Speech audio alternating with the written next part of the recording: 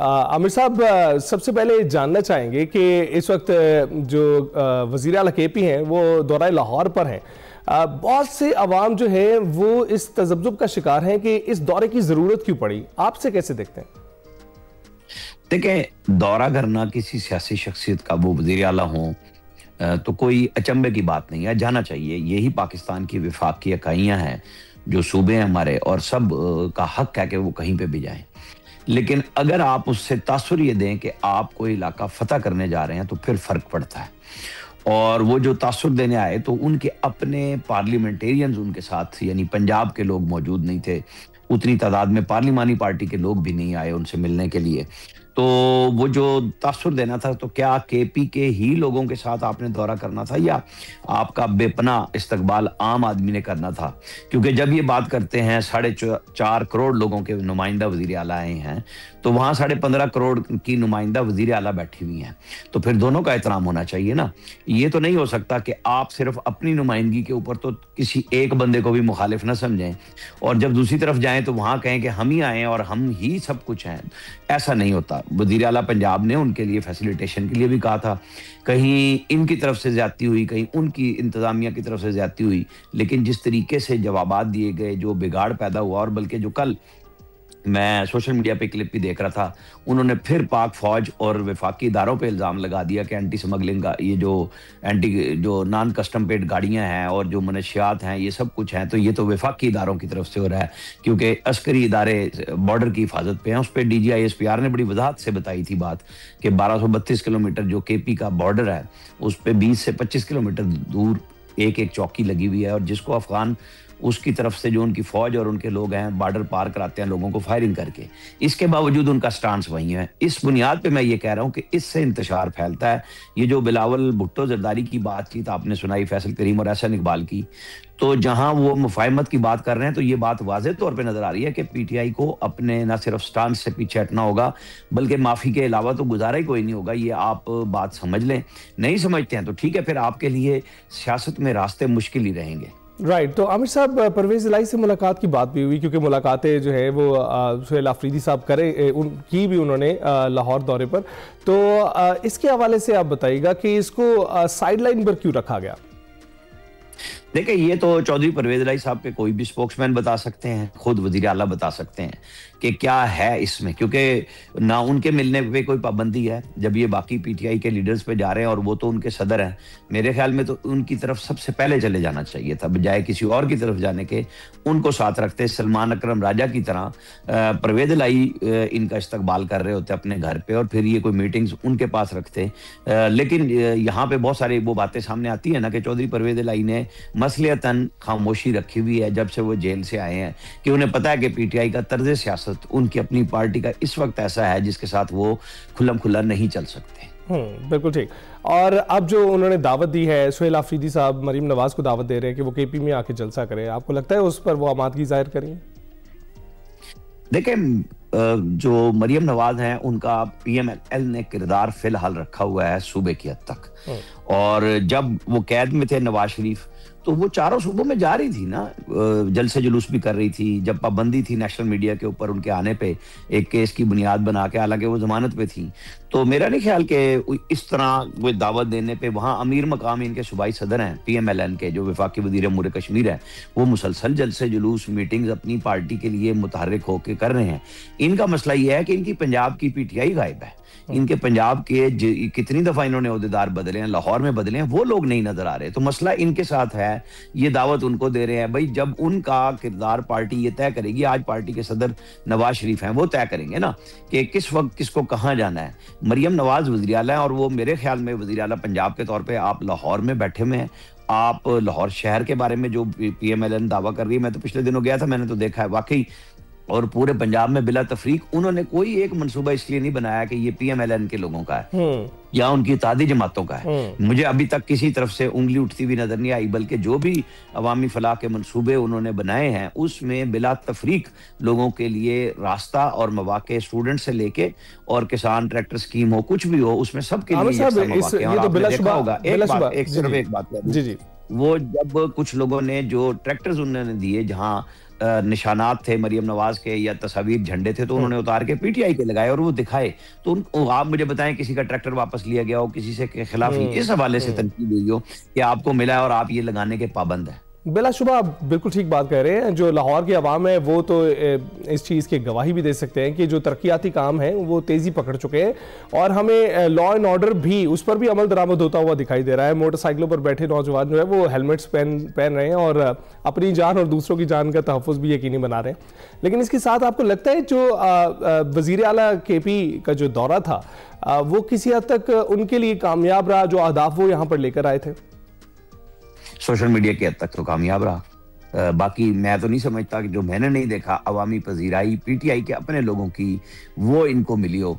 ये कहीं पे भी किसी खाने की जगह पे जाना या ऐसी जगह पे जाना, पहले दिन लिबर्टी का जो माहौल दिखाया गया, आपने नहीं देखा कि वो खाली गाड़ियां जो अपने साथ लाए थे झंडे और डंडे साथ लगा के वो सारे वैसे ही लिए फिरते रहे। फिर आपने देखा कि इनके लोगों ने सोशल मीडिया पे और इनकी पार्टी के लोगों ने फिर वो तस्वीरें लगाई जो बांग्लादेश में खालिदा जिया के बेटे की हालिया जलसे की थी। तो इससे तो पता चल जाता है कि आपके पास ओरिजिनली दिखाने को कुछ नहीं था। तो इस दौरे की तो ये तस्वीर अक्कासी करती है कि ये कहाँ खड़े हुए थे। अच्छा आमिर साहब, बड़ी लचक दिखाई दी सुहेल आफरीदी की गुफ्तगू में, और जब भी उनसे बात की गई और सहाफ़ियों को भी बुलाकर जो सवाल जवाब किए गए उसमें भी काफ़ी लचक दिखाई दे रही थी। आप समझते हैं कि ये लचक मुज़ाकरात पर असरअंदाज होगी? मैंने आपको उनकी गुफ्तगू में से एक पीस जो देख के बताया कि वो अस्करी इदारों पर इल्ज़ाम लगा रहे हैं सारे का सारा, तो लचक तो ऑटोमेटिकली आ चुकी हुई थी। जिस दिन से गवर्नर राज की धमकी नजर आई वो आपको एनएफसी की मीटिंग में भी आए। अपना जो वजीर आला का किरदार है जो कि अवाम के लिए तो होना चाहिए उसकी तरफ तो उनकी कोई तवज्जो नहीं है। बाकी जहां हुकूमत बचाने वाला काम है वो जरूर उन्होंने उस तरह की गुफ्तगू शुरू की है। लेकिन आप बताएंगे जो ये कह रहे हैं कि मैं 2 महीने से वजीर आला हूं और मैं ये कर रहा हूं, उनमें अवामी मंसूबे कितने हैं, वहां पे तवज्जो कितनी दी है? इन्होंने बिल्कुल नहीं दी। ये जो असल इशू पीटीआई का है, ठीक है उनका बयानिया बिकता है, लोगों ने वोट दिए हैं, लेकिन आम आदमी का मवाजना जब आप सूबे के जिस सूबे में आप आए हुए हैं यानी लाहौर में आए हुए हैं, पंजाब में आए हुए हैं, उसके लिए बदले में लोग तंज क्या कर रहे हैं कि आपने केपी में क्या किया, वहां पे आपने कौन से ऐसे मंसूबे बनवाए हैं 13वां साल है आपकी हुकूमत का कि जो आप गिनवा सकें कि हमने ये काम वहां पे किए। इमरान खान खुद हेलीकॉप्टर पे लेके जिन दिनों में पेशावर में और बाकी जगहों पे लोग मर रहे थे डेंगू से, वहां हेल्प करने की बजाय वो नए सियाती मकामात ढूंढ रहे थे। तो नए जब सियाती मकामात ढूंढ रहे थे तो आप बताएं इस पूरे अरसे में कौन सा नया सियाती मकाम खुला है या पहले वालों की हालत पहले से अबतर नहीं हुई है? और आमिर साहब 2025 के हवाले से बड़ी रिपोर्ट्स गर्दिश कर रही हैं कि बेहतरीन साल रहा है पाकिस्तान के लिए, और कुछ नाकदीन भी हैं कि क्या वाकई बेहतरीन साल रहा है जो हम जंगी महाज पर देख रहे हैं, सियासी महाज पर देख रहे हैं, बैन अवी जो हमारे फॉरेन अफेयर्स हैं उनके महाज पर देख रहे हैं, हमारे जो ताल्लुकात हैं उनके महाज पर देख रहे हैं, क्योंकि हो सकता है कि हमारी 2026 में अब मुलाकात हो। क्या तबसरा करेंगे?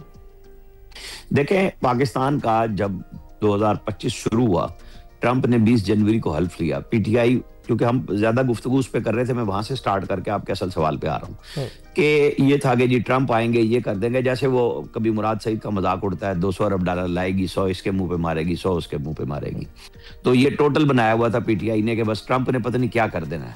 तो पाकिस्तान के लिए अल्हम्दुलिल्लाह 2025 बतौर मुल्क इस तरह रहा कि इंडिया जीरो हो गया, हम हीरो हो गए, इस सेंस में कि दिफाई मामलात में हमने एक बहुत बड़ी जंग जीती, अपने से कई बड़ा दुश्मन को जलीलो खार किया। अल्लाह ताला की मदद से हमारी अफवाज पाकिस्तान ने, फील्ड मार्शल सब लोगों ने, जरदारी साहब ने अभी अगले दिन कहा।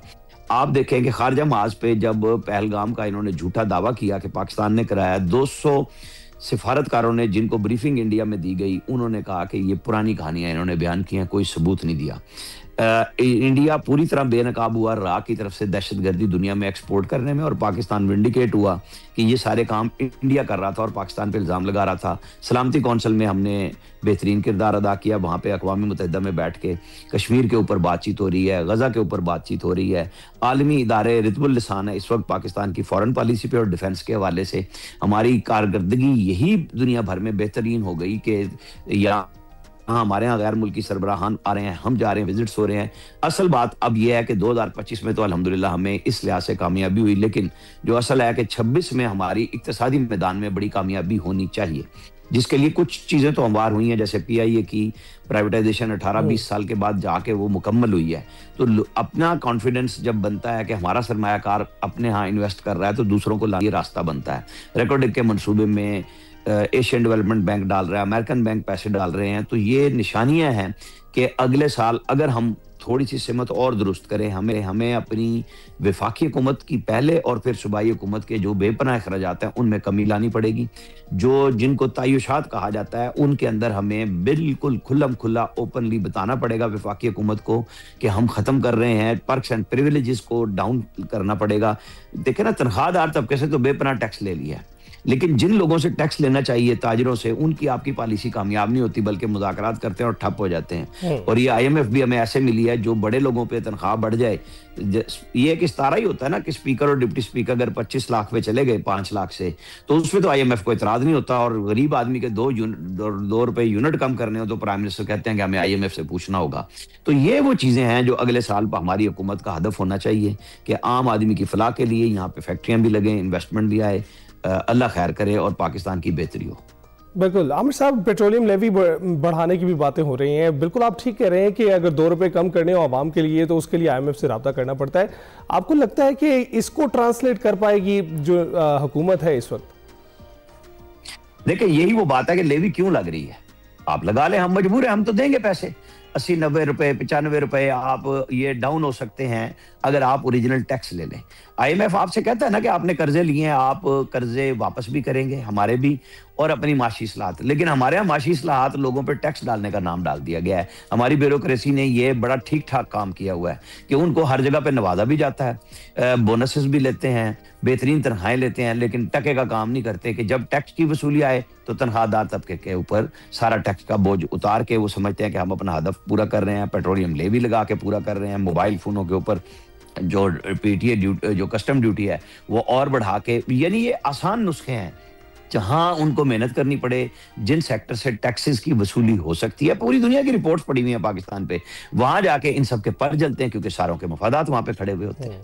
बिल्कुल ऐसा ही है। आमिर साहब, बहुत बहुत शुक्रिया हमसे गुफ्तगू करने के लिए। सारी सियासी सूरत हाल पर हुई, बैनुल-अक़वामी अमूर पर भी गुफ्तगू हुई, उसके असरात पर भी गुफ्तगू हुई, और हम उम्मीद करते हैं कि जिस तरह से 2025 मई में बुनियाद मरसूस के बाद पूरी दुनिया का रुख तब्दील हो गया पाकिस्तान के लिए, उसके समरात 2026 में अवाम तक भी मुंतकिल हों। ब्रेक पर जाएं।